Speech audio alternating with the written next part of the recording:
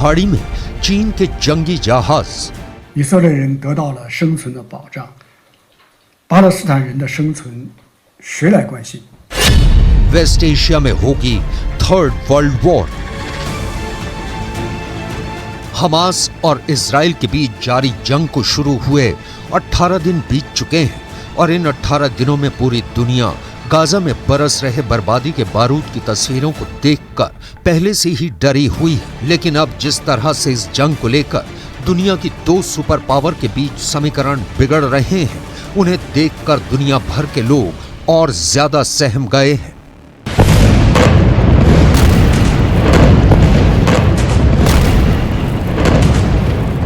दुनिया के इस नए खौफ की सबसे बड़ी वजह है चीन।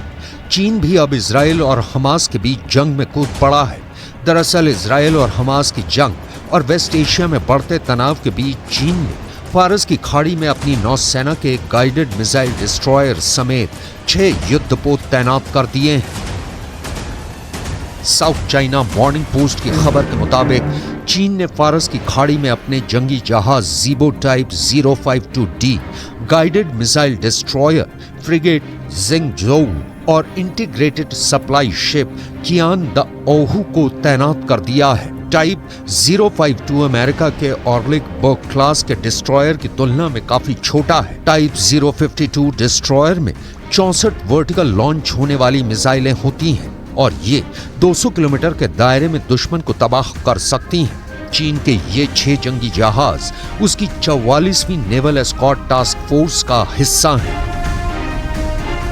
अब वो वजह भी सुन लीजिए जिसके चलते चीन ने फारस की खाड़ी में अपने जंगी जहाज तैनात किए हैं।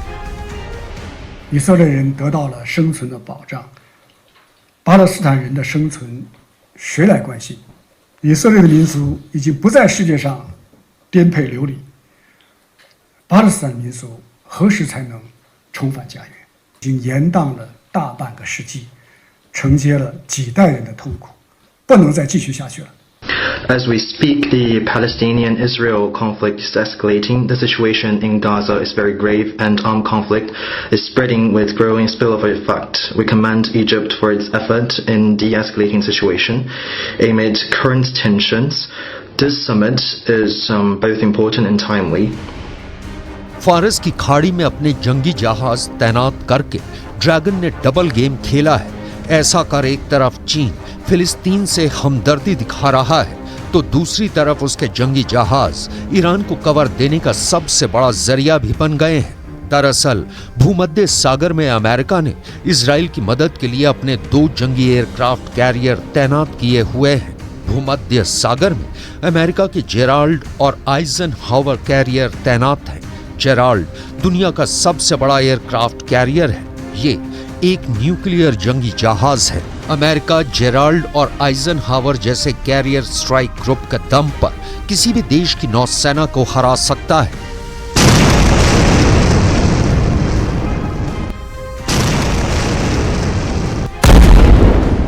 वैसे भी इजराइल और हमास के बीच चल रही जंग को लेकर अब दुनिया साफ साफ 2 गुटों में बटी हुई नजर आ रही है और अब चीन के इस जंग में कूदने के बाद तो दुनिया के सर पर हमास और इजराइल जंग से भी बड़ी जंग का खतरा मंडराना शुरू हो गया है। ये पहली बार है जब चीन ने किसी जंग के बीच अपनी नौसेना के जंगी जहाजों को किसी दूसरे देश की मदद के लिए भेजा है और फारस की खाड़ी में चीन के 6 जंगी जहाजों की मौजूदगी इस हकीकत की तस्दीक कर रही है कि गाजा और फिलिस्तीन का युद्ध अब दुनिया की सबसे बड़ी टक्कर में बदल सकता है।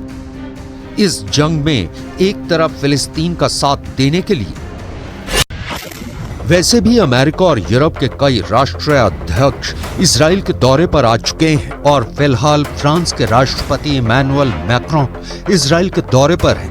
टेल अवीव पहुंचने के बाद राष्ट्रपति मैक्रोन ने कहा कि फ्रांस आतंकवाद के खिलाफ इजराइल के साथ खड़ा है।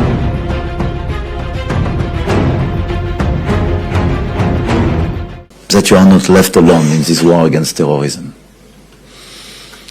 Because I speak here on behalf of a country which experiences terrorist attacks unhappily.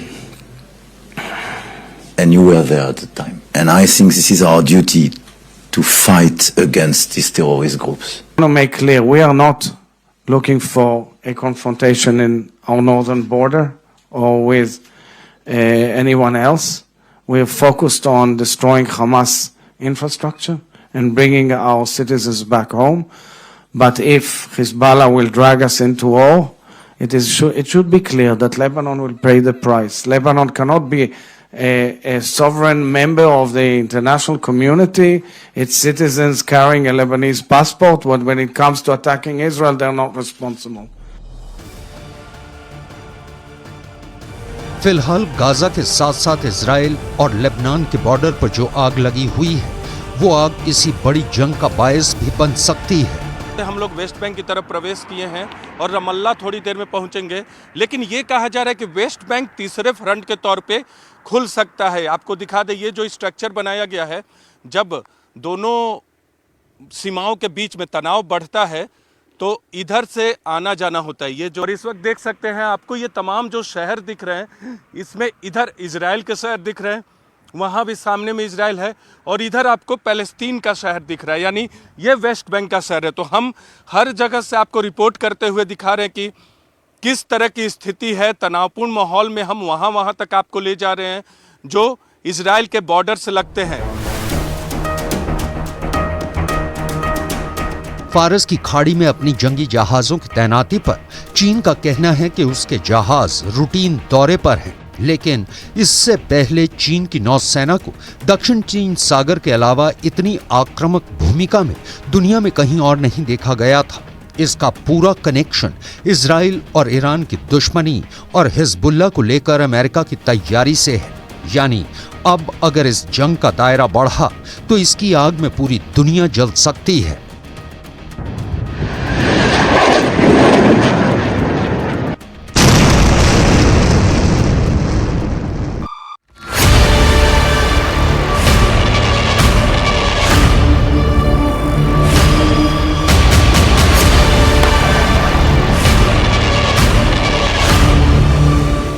मोर्चों पर जंग चल रही है। इजरायल की सेना हर मोर्चे पर दुश्मन पर भारी पड़ रही है। गाजा में ताबड़तोड़ हमले जारी हैं। अब वेस्ट बैंक में भी हमास के ठिकाने पर हमले होने लगे हैं।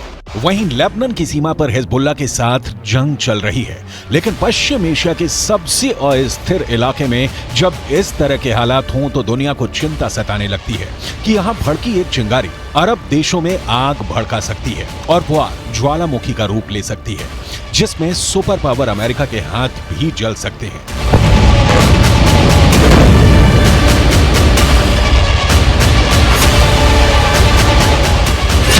पश्चिम एशिया में महातबाही की दस्तक।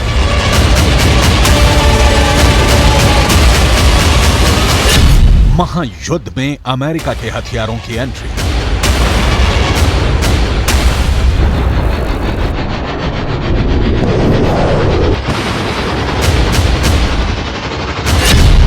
अमेरिका ने की ईरान को रोकने की तैयारी।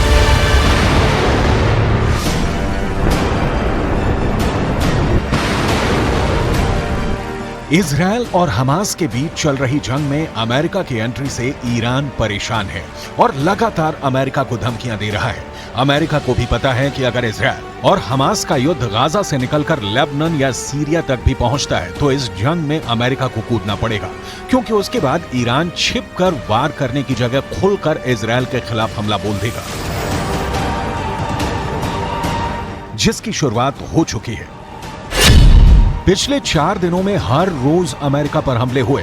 इराक में अमेरिका के मिलिट्री बेस को मिसाइल और ड्रोन से निशाना बनाया गया। सीरिया में भी अमेरिका के सैन्य ठिकानों पर हमले हुए, तो यमन से भी हूथी आतंकियों ने मिसाइल और ड्रोन से इजरायल पर ताबड़तोड़ हमला करने की कोशिश की, जिसे लाल सागर में तैनात अमेरिका के एक युद्धपोत ने नाकाम कर दिया।